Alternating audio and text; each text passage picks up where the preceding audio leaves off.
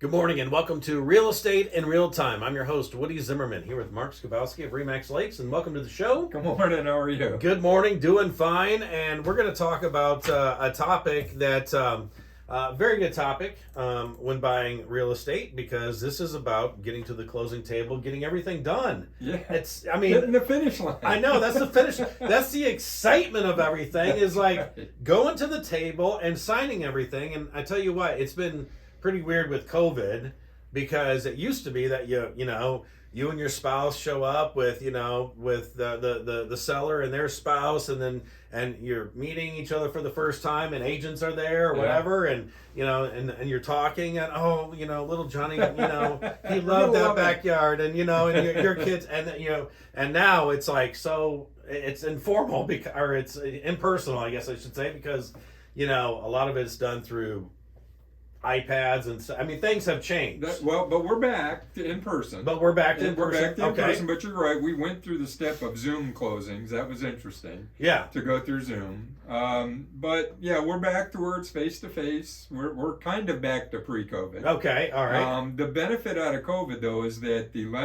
many lenders are using electronic signatures. The state authorized it. Oh, okay. For them to do that. So there are some electronic signatures happening. So the closing doesn't take quite as long as what they did before. Normally you were an hour and a half between buyers signing all their docs. And I'm doing this on the radio, but there's a stack of, 2.5, 3 inches thick of documents that a buyer has to sign for their loan. Now we're seeing them 3/4 of an inch. So, yeah, that makes it nice. They've knocked down a lot of the documents. Now again, it depends on the lender and the financing program that they're using, because there are some that are still those 3-inch packets, and as an agent, when you walk in, you're like, oh Lord, yeah, we're gonna be here a while. Yeah, right. So if you're a reader, if you are an engineer type or a detailed type, and you need to ask to get those documents in advance, if you want to read every single page of those documents. Now, I know this sounds terrible. You're signing a legally binding contract. Yeah. But you are signing that with your lender, the lender that you chose. Yeah. So if you've got any concerns about the documents they're asking you to sign, get them in advance so you can read them. Right. Because normally a person's just saying, this just means blank, sign. Right. This just means blank, sign. Right. And it's within your rights, and we really should know exactly what we're signing. But for somebody who goes to a lot of these, and here's a lot of them, the reality is the biggest document is where you're signing that mortgage and the note that says you promise to pay. You can't don't have any hazardous materials in the house, and basically, if you pay, you stay. If you don't, you won't. That's the bottom line. Yeah. There's a lot of other information in there, but if you make your payments on time, did you know that if you don't make your payments on time, they record it to the credit bureau? Yeah. That's something that's in those documents, which, again, most of us assume that people know that, but there are those that don't. Maybe they've never signed a document like this, and there's nothing wrong. If you're a reader and you want to read everything that's there, get the documents in advance and read them. Yeah. It makes perfect sense to do it. I'm not saying ever sign anything that you don't understand fully what's in there. If you want to understand and you want to have read it fully, get the documents in advance. Yeah. Because you'll be there for hours, especially if you've got that 3-inch package. Right? So that's my public service announcement for folks that are signing the mortgage. But the point is, we got to get to that closing table. Yes, right. And one of the steps that's involved in that is the appraisal. Yeah. Right? So you got your bank will have ordered the appraisal on your behalf. Okay.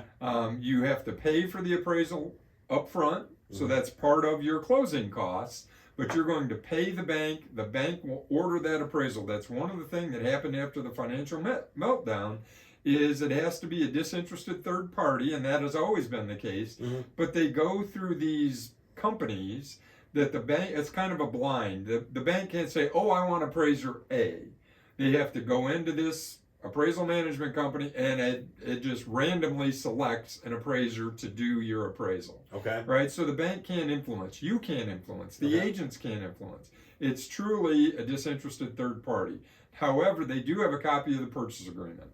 Okay. They have the purchase agreement when they go out to do the appraisal. So what happens if the property doesn't appraise? You've agreed on a purchase price of $300,000 and it appraises at $280,000. That does not mean the transaction is dead. What it means is for you as a buyer, your bank is only going to loan you on $280,000. Mm-hmm. So there's some negotiation that has to take place at that point. In the days of the multiple offers, there were people that were willing to pay the difference. Yeah. That's part of the contract to the seller. They would say, hey, I'm willing to pay any appraisal difference up to XYZ. So in my example, the buyer could say, well, I'm willing to pay the $20,000 difference.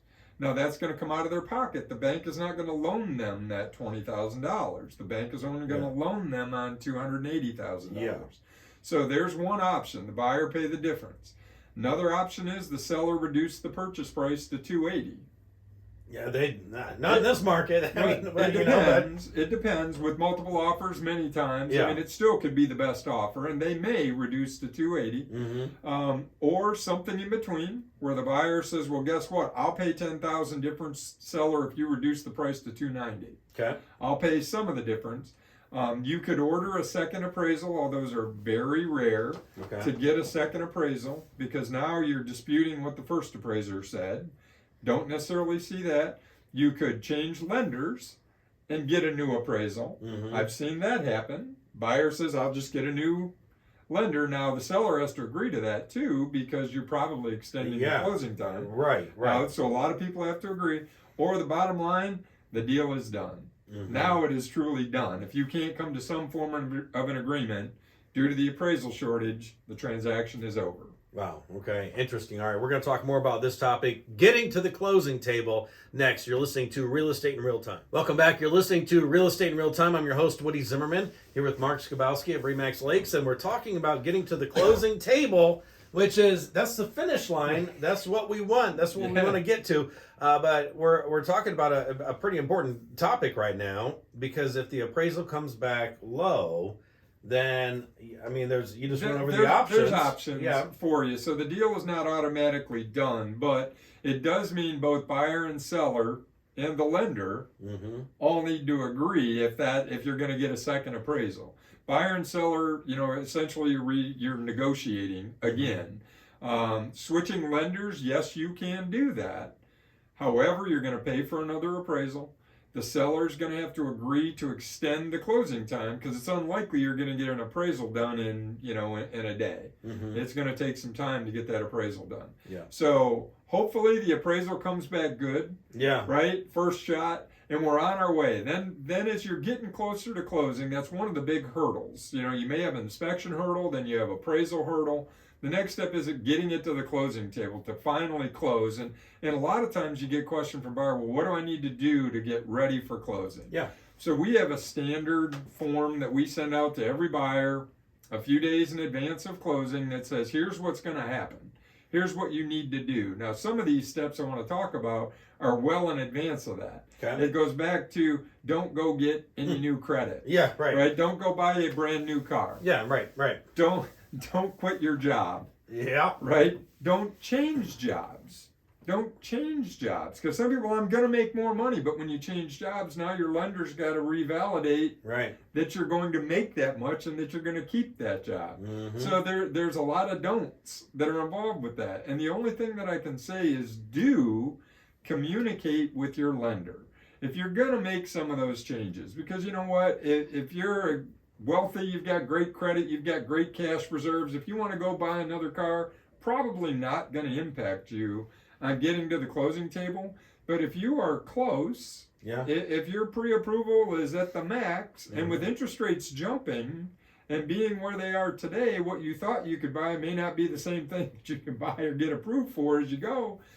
Talk to your lender. Communicate with your lender before you go and do those things. So I'm not the no, don't do it, even though typically I say no, don't do it. But talk to your lender. That's why you always say work with a local lender that can get to know you. That you can call them. You can ask the question, hey, there's a great deal on this new car. I really need a new car. Can I buy it and not impact my mortgage? Yeah. Talk to your lender. The lender will have that answer for you. Yes. I won't have that answer as an agent. Yeah. My advice is going to be don't do it. Yeah. Right. That's what I'm going to say. Don't do it, because you could impact. Don't buy new furniture. 90 days same as cash is new credit. Yeah. You have got new credit. So don't do those kind of things. Don't quit your job, because you need to have income right in order to just finance the transaction. Filling out a form for a credit card, it dings your credit. It does ding your credit. So those are a lot of the don'ts. Mm-hmm. The do's: stay in touch with your lender. Yeah. Stay in touch with your lender. Make sure, so now this is getting ready for closing. Make sure that you have a valid photo, government issued ID. Okay. Notice I say valid. Yeah. I have only had it happen once in 17 years of doing this, because we generally remind people. I mean, it's part of our process, but hey, like everybody, we miss steps in the process. But had somebody come to the table, their birthday was a week or so before, I don't remember specifically, their driver's license was expired. Oh, no.